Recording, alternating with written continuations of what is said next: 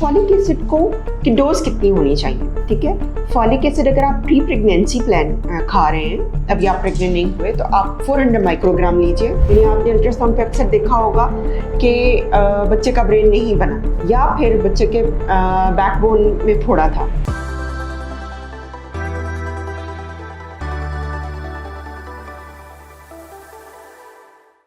अस्सलाम वालेकुम, मेरा नाम डॉक्टर तंजीला रहमान है और मैं कंसल्टेंट ऑब्स्टेट्रिशियन एंड गायनेकोलॉजिस्ट हूँ। आज हम एक इम्पॉर्टेंट मौजू के बारे में बात करेंगे कि फॉलिक एसिड इनटेक किस तरह होना चाहिए। यानी प्रेगनेंसी में या आउट ऑफ प्रेगनेंसी भी आपको फॉलिक एसिड कब शुरू करना चाहिए, कितनी मिकदार में होना चाहिए, इसके फ़ायदे क्या हैं, नुकसानात क्या हैं। आप प्रेग्नेंट हैं और इसको मिस कर चुकी हैं और फिर फर्दर इसकी क्या इम्प्लिकेशंस हो सकती हैं। Let's start. विटामिन बी का पार्ट है फॉलिक एसिड या फोलेट। ये मैन मेड विटामिन है और ये इंटीग्रल पार्ट है आपके रेड ब्लड सेल्स को बनाने के लिए, खून के जो सुर्ख ज़र्रात होते हैं उनको बनाने के लिए। लेकिन जब आप प्रेग्नेंट होती हैं तो आपके बच्चे का जब न्यूरल ट्यूब के स्ट्रक्चर्स बन रहे होते हैं या ब्रेन या स्पाइनल कॉर्ड बन रही होती है, तो ये उसकी फॉर्मेशन में हेल्प करते हैं।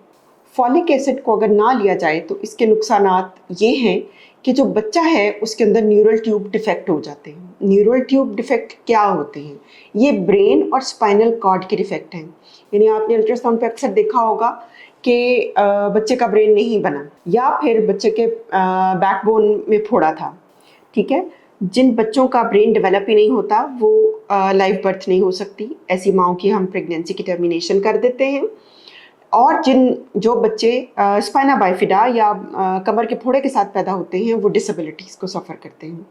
सो आपने अंडरस्टैंड किया होगा कि फॉलिक एसिड इंटेक कितना इम्पॉर्टेंट है और इसके नुकसानात क्या हैं। फॉलिक एसिड इंटेक कब शुरू करना चाहिए, कब फॉलिक एसिड को लेना चाहिए, कितनी मिकदार में लेना चाहिए। फॉलिक एसिड जब आप प्रेगनेंसी प्लान कर रहे हों तो तब स्टार्ट हो जाना चाहिए। स्टडीज़ बताती हैं कि उन माओं ने जिन्होंने प्रेग्नेंट होने से पहले 3 माह से लेकर 1 साल तक फॉलिक एसिड रेगुलरली लिया हुआ हो, उनके अंदर न्यूरल ट्यूब डिफेक्ट वाले या डिफेक्ट वाले बच्चे पैदा होने के चांसेस 70% कम हो जाते हैं। ख़ास तौर पर अगर किसी की हिस्ट्री है कि उनका पिछला एक हमल जो है उसमें ये डिफेक्ट थे, तो उनको तो लाजमी इसको स्टार्ट कर देना चाहिए प्रेगनेंसी से पहले ही। यूजुअली जब आप अपने डॉक्टर के पास जाते हैं ये बात करने की हम प्रेगनेंसी प्लान कर रहे हैं, तो almost all over the world लोग आपको फॉलिक एसिड स्टार्ट करा देते हैं और लोगों में इसकी अवेयरनेस पहले भी अच्छी खासी है। अब फॉलिक एसिड की डोज कितनी होनी चाहिए, ठीक है। फॉलिक एसिड अगर आप प्री प्रेगनेंसी प्लान खा रहे हैं, अभी आप प्रेग्नेंट नहीं हुए, तो आप 400 माइक्रोग्राम लीजिए। जब आप प्रेग्नेंट हैं तो पहले 3 महीनों में भी आप 400 माइक्रोग्राम लेंगे। जो आपके सेकंड और थर्ड ट्राइमेस्टर्स में 600 माइक्रोग्राम इसकी डोज हो जाती है।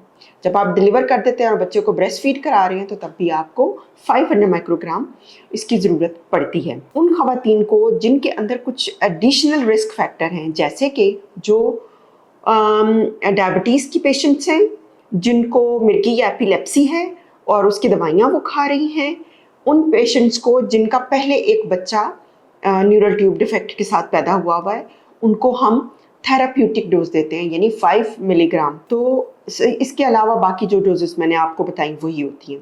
यूजुअली जो over the counter folic acid available होता है आपके पास, तो उसके अंदर खासी मिकदार होती है जो आपको प्रेगनेंसी की कॉम्प्लिकेशन से बचा सकती है।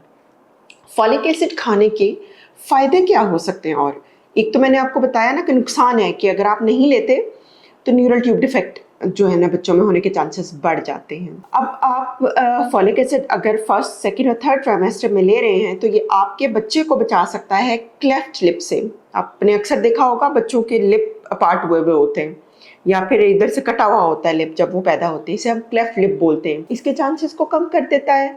या फिर वक्त से पहले कुछ लोगों की डिलीवरी हो जाती है, यानी प्री टर्म बर्थ, उसको कम करता है। जो बच्चों के वज़न कम पैदा होते हैं उन माओं को फॉलिक एसिड लेना चाहिए ताकि उनके बच्चे सही वज़न के पैदा हों।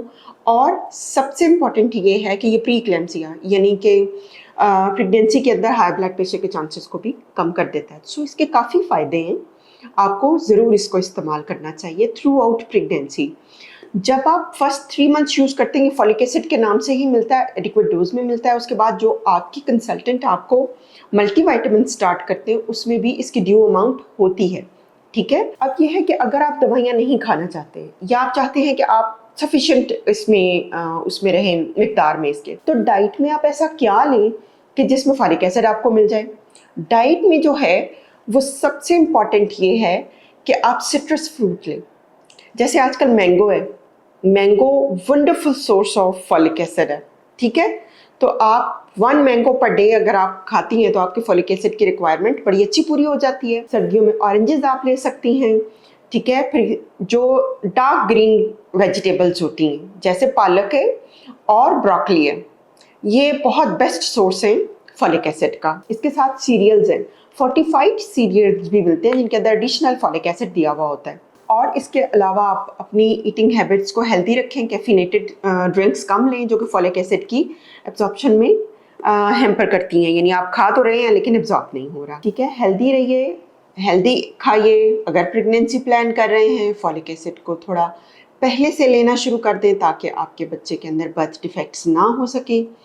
अगर आपको ये वीडियो इन्फॉर्मेटिव लगे इसको लाइक करें, शेयर करें, कमेंट करना मत भूलिए और मेरे चैनल को सब्सक्राइब ज़रूर करें। Thank you.